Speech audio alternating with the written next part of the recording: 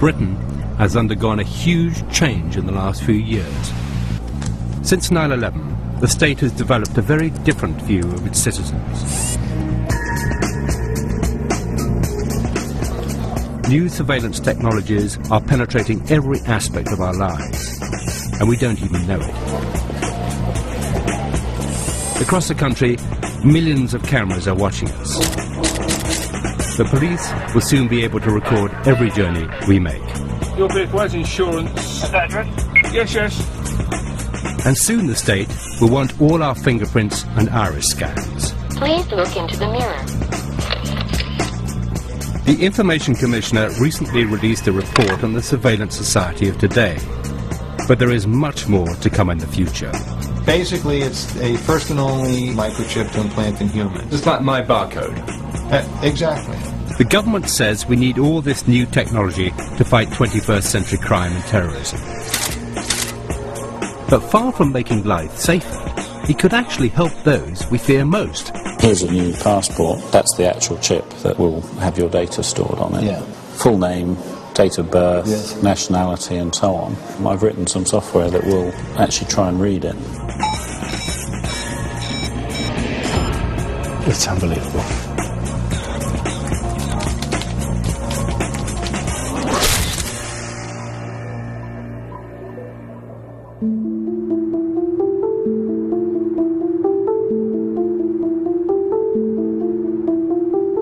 The state now has powers to probe and pry into our lives that the dictatorships of the past couldn't have dreamt of. A profound change is taking place, and we should all be worried that we are sleepwalking into a society where 24-hour surveillance of everyone is the norm.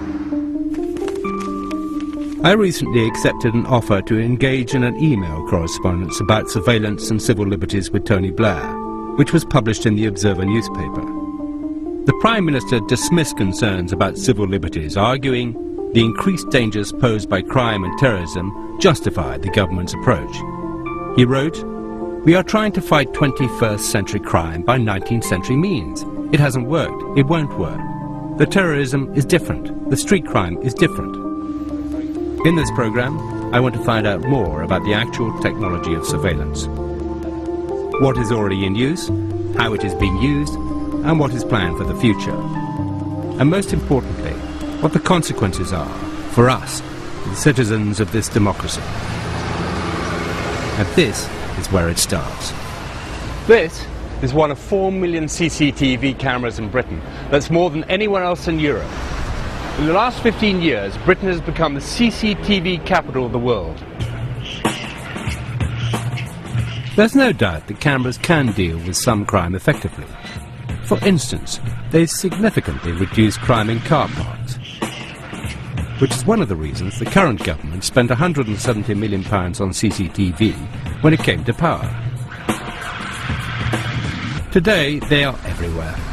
On the street, in shops, in restaurants and bars, even on buses and taxis. And the footage is normally held for 30 days. I just did a little experiment. I walked from this concourse down through the station, down to the gents' loo, and counted 31 cameras. Professor Clive Norris estimates that people in London are filmed an average of 300 times a day. What we've moved away from is this idea, in a sense, that you should only target those that you have reasonable suspicion of, and we've moved to a point where we're saying everybody is suspicious and we have a right to target everybody. It's a fundamental change in our society when everyone becomes a suspect, doesn't it? I think this is the major drift in the last 15 years. When we talk about the move to the risk society, what it actually means is we are all a risk, therefore we must all be monitored.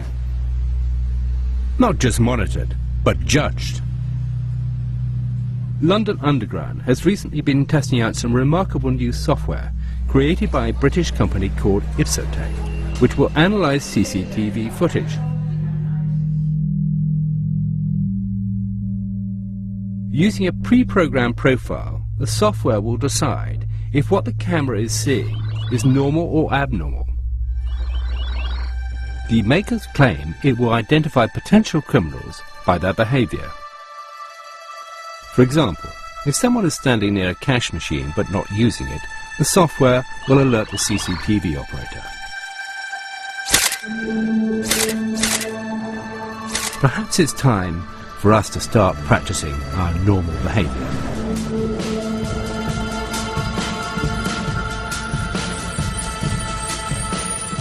In response to the increase in surveillance, the government has introduced laws intended to give us greater access to our personal data, including CCTV footage.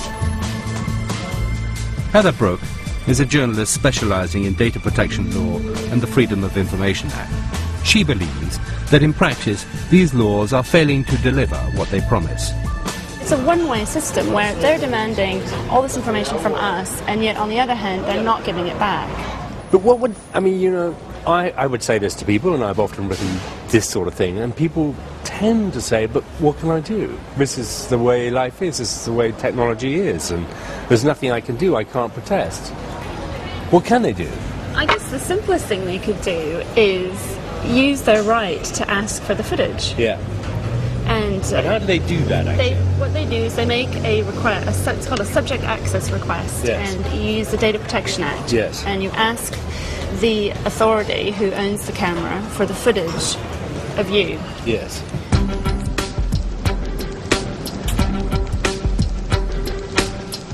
We decided to put these Freedom of Information laws to the test. There are hundreds of cameras around the Houses of Parliament and Ministry of Defence. Well, it's one of the most important and sensitive areas in Britain, so the high security is to be expected. Was it actually 4? This is Channel 4. Channel 4, was Yeah. it a documentary or? Yes, Okay, yeah. That's all I wanted to know, thank you. All right, thank you.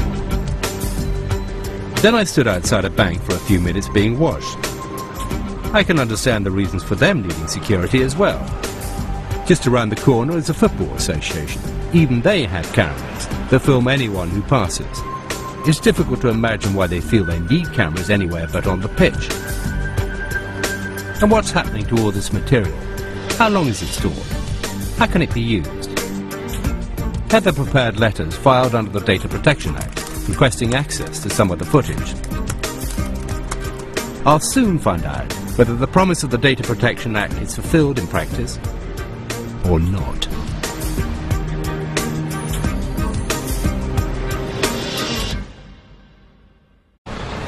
In the last few years, software has been available to allow computers to read car number plates. This automatic number plate recognition technology is used in speed cameras and on a huge scale to enforce a congestion charge in London. Go ahead. Number. Bravo Uniform 04 Tango Zulu Golf. Your vehicle has insurance. That address? Yes, yes. Now it's been developed further and has been linked to the vast police national computer database. Here in South London, it's been used to track every vehicle that passes, up to 60 cars a minute. The number plates are instantaneously checked against the national computer for theft, insurance irregularities, unpaid fines, or suspected criminal activity. Patrols a few hundred metres away are waiting to pick up the suspects. 23 police forces across England and Wales are now using this technology in high crime areas. What's a big impact for you? In that time, essentially for us, it's about denying criminals the use of the roads and increasing road safety. And so the kind of vehicles that we capture will be involved in crime, general crime. So we have caught people who are wanted for murder, people who are involved in serious crime, people who have got weapons and firearms within their vehicle. But the police have far greater plans for this technology. One of the troubling things about this new surveillance society of ours is something known as function creep. A piece of technology is brought in for one reason, but then used for far more. London's congestion charge system has 700 cameras which use number plate recognition. It is designed to charge people who drive into the centre of town during peak times. But, in an example of function creep, the police want to link these existing cameras with the police national computer. And it isn't just London. A reported 3,000 cameras are currently being installed in a nationwide rollout of number plate recognition systems. And they won't just be monitoring criminals. The system will log the time, date and location of every car which passes its cameras. a national computer centre will scan up to 35 million number plates every day and keep the information for 2 years. And the police want to extend that to 5. One of the really astonishing things is that despite the serious implications for privacy and individual liberty, these measures were never debated in Parliament.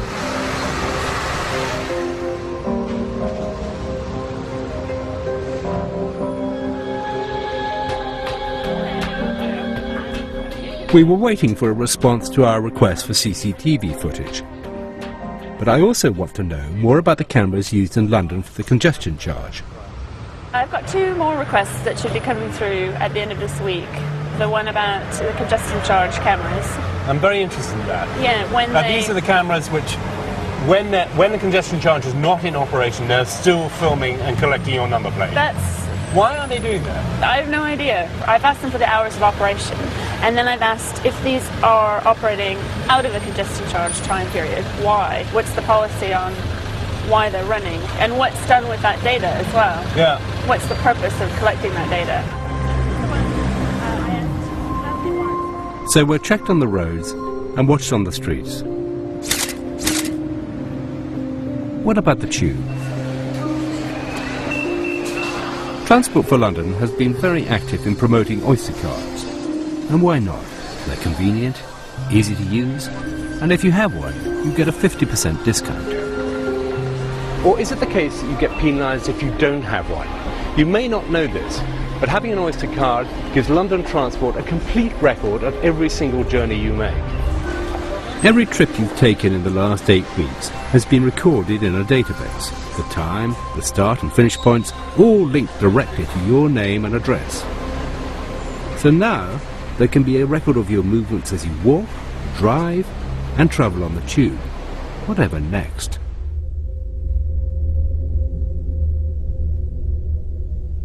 Please look into the mirror. Please move back a little. From 2009, we will need to have our biometric data recorded if we want one of the Prime Minister's ID cards. He says they will be key in fighting everything from terrorism to illegal immigration. Please look into the mirror. Please look into the mirror. The government is planning to spend at least £5.4 billion on the most comprehensive database of personal information ever created by a government, the National Identity Register.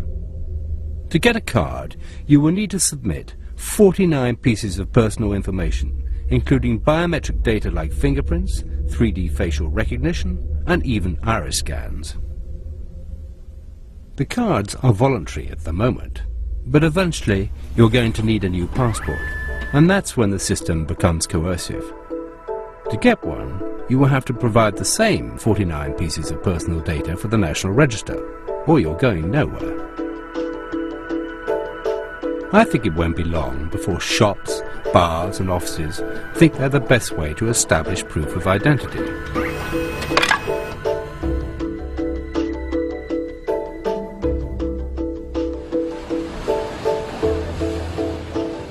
I don't mind identifying myself with a passport or a driving license or a simple plastic identifier like this. What I do mind is giving 49 pieces of information about myself to the National Identity Register. And this database isn't passive. Every time your card is swiped on the terminal linked to the NIR, it will register the details of where it was used. In effect, the database will start tracking your life.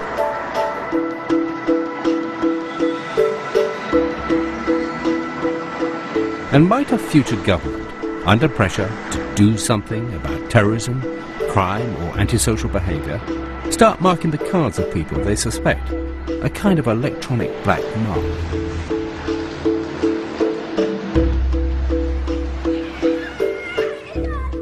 But the government is not stopping with every adult in the United Kingdom. At a cost of over £200 million, it intends to create a database containing the personal details of Britain's 11 million children. Up to 400,000 public sector workers will be able to access personal information about your child. The government claims it will keep our children safe and secure.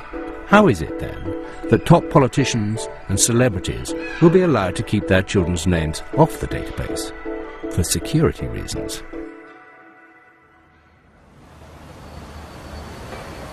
We have a legal right to see our own personal data, but how easy is it to actually do this in practice? Heather has received some early results, and interestingly, the House of Commons had sent us the tapes. So that's a pretty impressive response. I've never really known anybody to get their own footage. Now, maybe that's because there's going to be a camera crew setting up and they can see that, but nevertheless, yeah, they did deliver the goods on that one. Yes. But we also tried the Ministry of Defence and the Football Association. Both of these did not provide us with any footage. So the other big thing that came through was about Oyster cards. Yes. What I thought was most interesting about this, again, is how the police are starting to use the Oyster card database as their new toy. So from August 2004 to March 2006, there was 426 requests by the police to search the database. So that's almost a year and a half, 426 requests. In the last 6 months, the police are making 170 requests per month to access the database. After this meeting, we received a reply from Transport for London about congestion charge cameras. It said the cameras are not turned off at the weekend because it would be too expensive for someone to go around each camera and flick a switch. So even when the congestion charge is not in force, the cameras are still monitoring traffic. So what is the reason for the surveillance systems that I have seen spreading across Britain? Tony Blair argues that the events of 9/11 have changed the rules of the game forever. That the war on terror is unlike anything leaders of the past have had to deal with, and that new measures are required to fight a new enemy. This justification has been especially effective in the United States.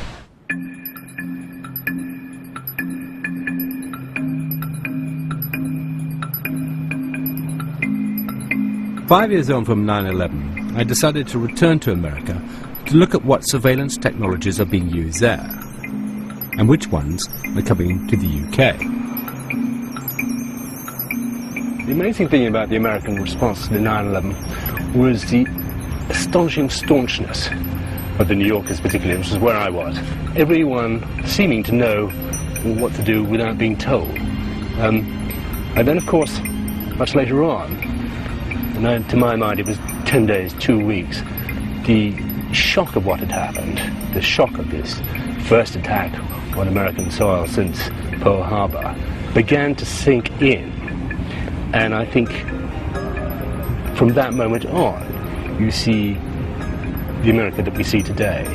It was decided then to assert American authority, to make sure that the 21st century was going to belong to America. In the months after 9/11, when the world was still in shock, significant pieces of anti-terror legislation were passed quickly. They included the Patriot Act, which has dramatically increased the state's powers of mass surveillance. And as President Bush's admission of a controversial phone tapping program showed, his administration has been making legally questionable use of these new powers. I authorized the National Security Agency to intercept the international communications of people with known links to Al-Qaeda and related terrorist organizations.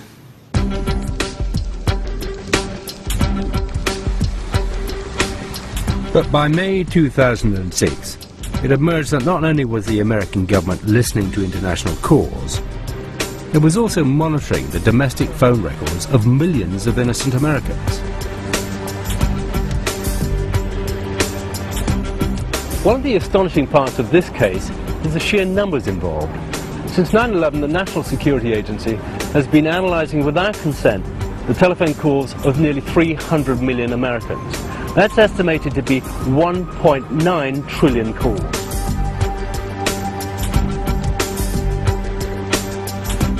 This type of mass surveillance is no longer the stuff of science fiction.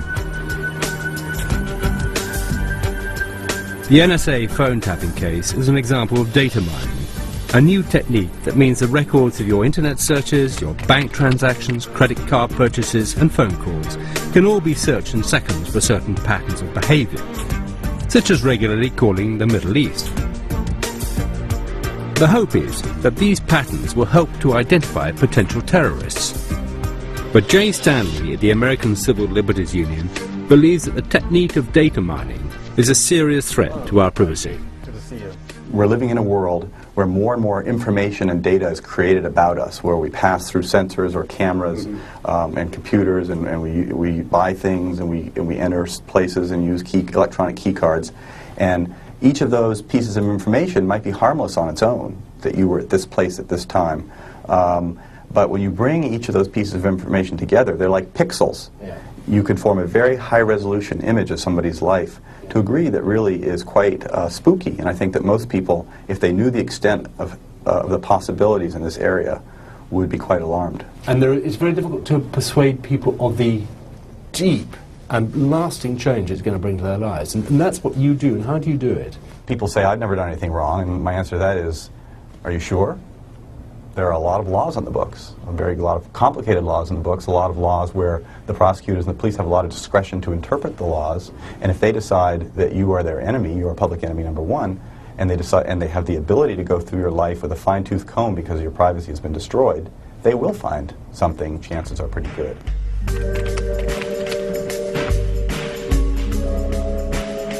This is the reality of living in the digital age. Almost everything we do leaves an electronic trail. But just in case you think this cannot happen in the United Kingdom, think again. It's recently been revealed the CIA has accessed European bank accounts. SWIFT is the international money transfer system used by 7,500 banks and financial institutions in 200 countries. It processes $6 trillion a day. In June 2006, the New York Times revealed that the CIA had subpoenaed SWIFT for access to their vast number of financial transactions. The paper claimed that the program led to the capture of the mastermind of the 2002 Bali bombing and helped identify a man laundering money for Al-Qaeda. But it also emerged that possibly as many as 20 million British banking transactions were included in the information made available to the US government.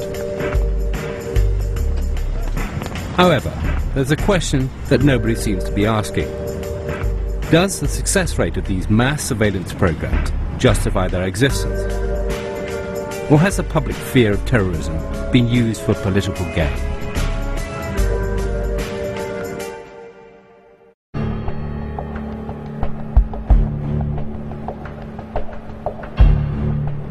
Since 9/11, the Bush administration has brought in blanket surveillance programs. But is this really the best way to deal with the modern threat of terrorism? Al Gore, once vice president and recently recast as the conscience of liberal America, is now warning of the dangers of this new obsession with surveillance. The Bush-Cheney administration chose to use the war against terror as a basis for both political argument in a partisan context and for an assault on the individual rights, including the right to privacy, including the right to be free of government eavesdropping. These rights have been weakened now.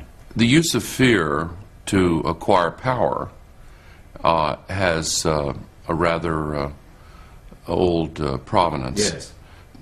Politicians from time immemorial have used that tactic. It's always been effective. I wonder if you think this blanket surveillance is a good way of tracking. No, it's not. It's not effective in its own terms. I talked to an FBI expert who put it this way. He said, "We're looking for needles in haystacks." Yes. And the Bush-Cheney administration keeps piling more hay on top of the stacks. And the routine mass collection of all of these conversations and communications is not only an invasion of privacy, it's also completely impractical as a way of of finding threats to our security that are legitimate. They had the names of the hijackers on 9/11. They had their telephone numbers. They were listed in the book under their own names. Two of them were, and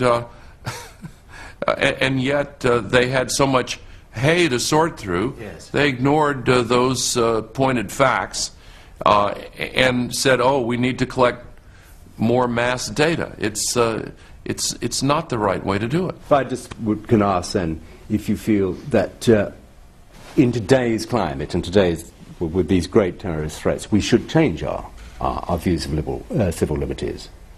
Well, I don't think so. To use that hypothetical as an excuse for the routine destruction of civil liberties, I think, is a serious abuse of democratic traditions. In Britain, we have now got the legislation to build an ID card. Do you feel that Americans would accept this? What is a very big step for a population to accept? In the U.S. context, yes, a national ID card has always been resisted precisely because it has been seen as a very powerful tool which, in the hands of the wrong kind of government, could be a means for abusing all privacy. Social control, really. Yes, that's right. And as we enter an age where total surveillance is now a technical possibility, I think we need to ask if governments should be given these powers. Many of these programs are secret, so it's hard to challenge them. I believe it leaves them open to abuse.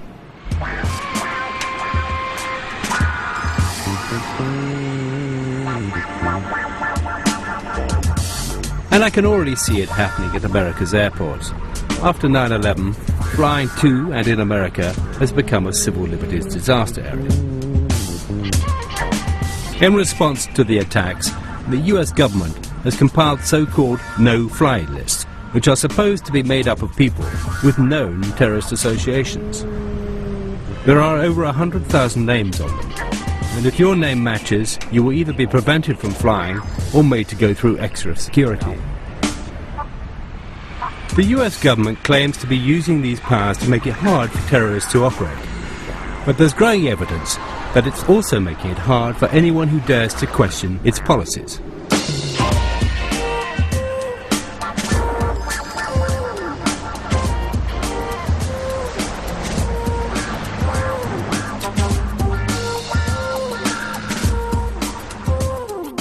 Jan Adams and Rebecca Gordon are die-hard anti-war activists. They publish an anti-war paper, War Times. They believe that this was enough to put them on a no-fly list. These two middle-aged American women seem to be regarded as a threat to national security. We went to the airport with a little bit of extra time, as one always does, and got up to the counter, handed in our identification. The woman behind the counter tapped in our names. She got a funny look on her face and she said, "There's something wrong with my computer. I have to call my boss." And she went and made a phone call. We stood out in the middle of the airport and she came over and said, "I have to stay with you because I've called the police. You're on the FBI no-fly list." And she said, "I can't imagine why this would be happening to you." And we looked at each other and we thought about the 1,000 copies of War Times that we had in our suitcases. And we said, maybe. We said, well, it might have to do with the fact that we publish an anti-war newspaper. And she said, oh. And her eyes got really big. So then the police came. 3 uniformed, armed members of the San Francisco police. And they stood around, basically surrounded us and our luggage in the middle of the airport and radioed in our names to headquarters. And they said, "We have to see if you're on the master list." Master list? Okay. Well, about 20 minutes later. It took about 20 minutes, and they came back, "You're not on the master list. So we're going to have to search you," and they marked up our boarding pass with a big red S. With a big red S, and we had special search for the luggage, and it got run through the bomb stuff. At the time, the list was secret. But it was recently leaked to the media and contained a number of very bizarre names. Even Senator Edward Kennedy has found himself being stopped at airports. As political activists, Jan and Rebecca, along with the American Civil Liberties Union, took the government to court. You know, in the end what happened was the judge did award court costs to the American Civil Liberties Union. And so you had a victory. We had a victory. We had a victory of some nature. Yeah, I mean, they didn't make the ACLU bear the cost of the case. Was there any apology made to you? Oh, no, I don't think that this administration is sorry. They don't apologize. They don't apologize for anything. They're certainly not going to apologize to us.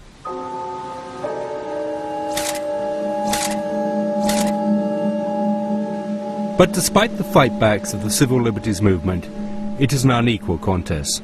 They are up against the full force of a determined and well-resourced government. Data mining and no-fly lists are already part of life in America. But what about tomorrow? What surveillance technologies await us in the future?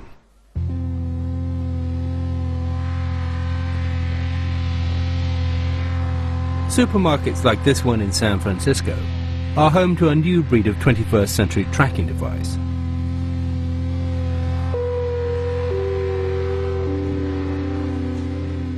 RFID, or radio frequency identification chips, are tiny transmitters that can be attached to almost any product and scanned at a distance. Essentially, they're 21st century barcodes. When triggered, they transmit a unique code which can be received up to 10 meters away. They are being used by stores like Walmart as a way to track products around the world. RFID allows the company to know when a product is in the warehouse and when it is bought by a customer and taken home. In theory, you can even track the object after you've bought it.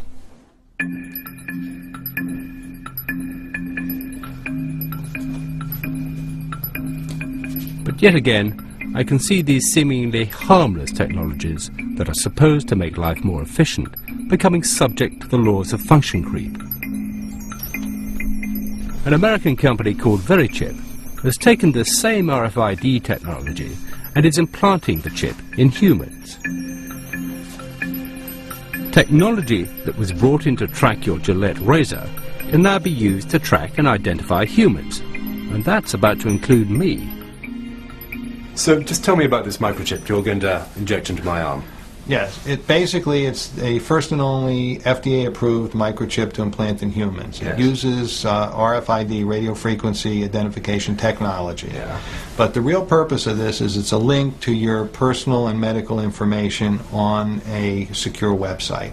So in a case of an emergency, if you were confused, comatose, or otherwise unable to communicate and presented to an emergency room, they would be able to scan you and pick up a unique 16-digit number, which is the only thing that's on this microchip, yes, and be able through that to access your medical record.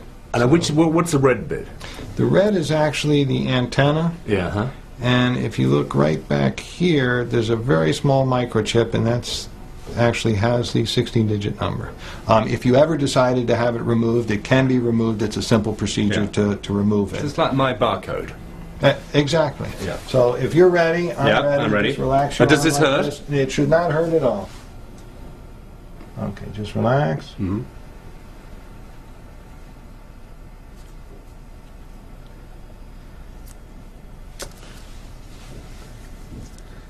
We are all done. I'm just going to now just double check and make sure it's working before I let you out of here. And you heard the beep. Yes, I recognize the last few digits. That's the same number. Yes, well, I don't recognize the whole number, but the last 4 digits are right, yes. Right, and that's the same number that we have on here, which is the same number that we put in. So that's me. That's you now. Here actually corresponds to this number. This number Verichip has huge ambitions for their product, which was originally designed to tag pets. The CEO of Verichip recently promoted the idea that all migrant workers be chipped, and it has also been suggested that the entire US military receive implants. Verichips have already been implanted in several patients with degenerative brain conditions such as Alzheimer's, so they can be identified in a medical emergency. But the Verichip is old technology. The new generation of RFID chips will do much more than just transmit a code. Many states in America are considering putting them in driving licenses. They will be able to transmit all your personal details when they come within range of an RFID reader. The scheme is aimed at making the license harder to forge and more convenient for the police. BTN works for the Electronic Frontier Foundation, an organization promoting personal privacy in the digital age. These IDs are not just trackable in the sense that they have a unique ID number.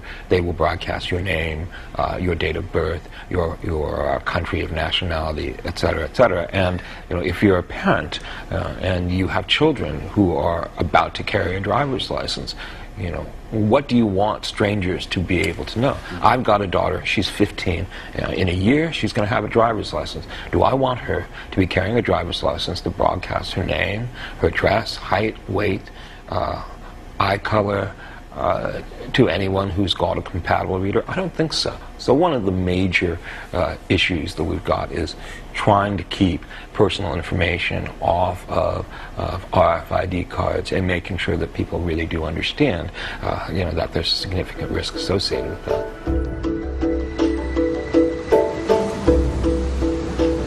People's faith in this one tiny piece of technology, the RFID chip, is amazing. And it's not just being used here in America. The application of RFID is expanding rapidly, and it is already being used in the United Kingdom. All new British passports are already being issued with RFID chips.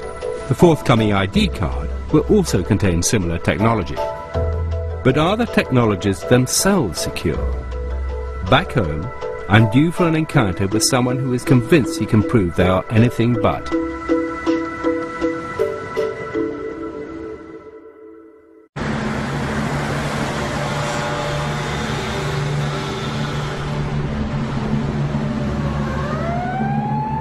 We are constantly told that modern surveillance technologies are for our own safety, that CCTV protects us from crime, and that the new RFID passports will help fight terrorism.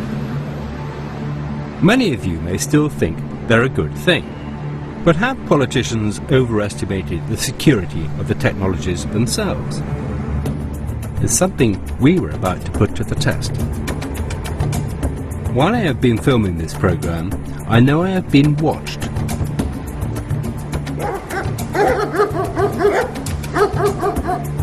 2 hours outside London is an old nuclear bunker, now used as a highly secure facility where companies protect and store private data. It is here that I was about to find out just how secure the technologies that track us really are. The first thing I saw as I entered the bunker was a monitor playing CCTV footage of me walking down a street in London.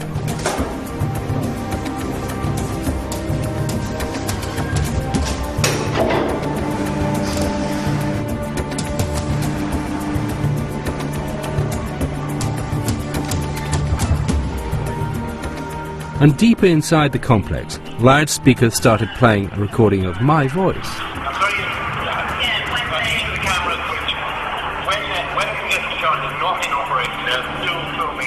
But the man who started the company based here has promised to explain everything. Adam Laurie is a security consultant who exposes weaknesses in high-tech systems. And while I have been investigating technology, it seems technology has been investigating me. Okay, so you probably recognise the voices. That's you having a meeting with Heather Brooke. He had somehow managed to make Heather's mobile bug one of our meetings. And so we were bugged. So basically, yeah, the phone not only bugged you, it was also a tracking device to find out where you were in the first place. Without me knowing, Adam had signed Heather up with a perfectly legal company which offers to pinpoint the location of any phone registered with it. He then used a Bluetooth communication facility on her phone to listen to our meeting. So I was able to bring up a map showing where that phone was, drive to the general area, scan the area for the Bluetooth. Once I found it, I then, I had a visual on you guys, so I saw you sitting there. I was in a cafe round the corner, yes. Initiated the connection, told the phone to ring me, and then recorded the conversation. Nice. When congestion charge is not in operation. These... And how did you acquire these? Adam had also accessed CCTV cameras that were filming me on the streets of Soho. They transmit on a wavelength that is surprisingly easy to intercept, and so allow the images to be captured. You were going to be going to this meeting in Soho, so I scouted the area beforehand with a simple handheld scanner and was able to record images from cameras pointing out on the street and capture you on your way to the meeting. Now, I mean, that's relatively harmless, they're just street cameras, but the same technology is used inside buildings for security, and actually they're making the place less secure because they're broadcasting it to the world. So. I normally work at home and now have a wireless internet system, but apparently this can make my personal emails and internet searches available to whoever wants to see them. Okay, so what's this here you've got here? Okay, well, you should be able to recognise that. That's an email from you. And basically, I came to your house, sat outside, scanned the street for Wi-Fi networks, found your network, and then intercepted you sending that mail. Right, so anyone could do that? Anyone could have done it, absolutely. So you can use my phone to record conversations and track me, use other people's cameras to take pictures of me, snitch my email by sitting outside in the van with a bit of equipment. What else can you do? One other thing I heard, that you've actually had a chip implanted in your arm. I have. See if I can read it. Do you know where it is? Yes, I know, it's here. Okay. So that should be your ID number. Yes, I remember the last 4 digits. So that can be read with an off-the-shelf commercial scanner. Now I've done that and I know your number. I have some blank chips which I bought over the internet. So is that what your chip looks like? That's exactly what it looks like. Right, so there's no reason I can't now program that number into that chip. Right. So have that implanted in my arm, and then I'm you. Then you're me. Yeah. Even the chip in my arm, promoted as a secure means of determining identity, could be cloned. But Adam's most staggering revelation concerned a piece of technology that almost each and every one of us will soon be carrying. I know you've been looking at the new passports and ID cards and so on, and that's a concern for me as well. I mean, here's a new passport, and this has a chip in it. That's a chip, is it? That's the actual chip that will have your data stored on it. Yeah. And my concern is, you know, the privacy of that data. So I was curious what was actually stored on there. So I've written some software that will actually try and read it. Can you do that? So yeah, what I'm going to do now is read this one. This is my son's passport. And after just a few seconds, all the personal details stored on the passport came up on the screen. Adam had cracked the new RFID passport, introduced for its supposed security. And this, remember, is the technology that will be used in the ID card. Okay, so this is the data that's stored in the passport. So we've got his name, full name, date of birth, nationality, and so on. So can anyone pick up this passport and read it from a scanner, or do they need something else? It's slightly more complex than that. You actually need a key. You need a cryptographic key to be able to read it, but the key is derived from information that's fairly easy to get hold of. Yeah. So it's basically passport number, date of birth, and expiry date of the passport. And they're all jumbled up together, are they? They're jumbled up in a particular way, which is a published algorithm. So, you know, I downloaded from the internet exactly how I jumble them up. So, you know, once you have that information, you can log into the passport and you can read it. It's unbelievable. We asked the Home Office to respond to our findings. They said, the chip is one part of the security features used in the e-passport, but being able to copy this does not mean that the passport can be forged or imitated for illegal or unauthorized use. But the fact that we have been able to read secure data from the passport without opening it is still of enormous concern. These passports have only been out a few months, and my fear is that one day someone will be able to clone them. As it is, I don't feel they are keeping my personal information safe. And it's not just passports that have RFID. The new ID cards being introduced in 2009 will also have a similar chip. If you have very much the same technology on this as you've got in your passport, any old fool or anyone with a bit of know-how... Well, once the tools are out there, anyone who gets their hands on the tools, you know, I had to write my own because the software isn't generally available, but, you know, once the things are in circulation, it's all public domain stuff. The irony of all this is that criminals and terrorists, the very people these technologies are supposed to stop, will find and exploit weaknesses in the system. Terrorists won't be carrying their ID cards, they'll be carrying yours. Adam has shown me fatal flaws in some of the technologies being used in the surveillance age. But despite this, their use continues to grow. So what should we do about it? I think there should be a national debate about the amount of surveillance in our society. I think we should take control of our futures rather than just letting it happen. We are already at a stage where mass surveillance of populations is a reality, reducing each one of us to the status of suspect. But the issue is not just about privacy. As we have seen, the lack of security in these new systems puts us all at risk from the very people they seek to protect us from. A terrifying picture is taking shape in my mind of the total surveillance society. Is this really what we want for ourselves?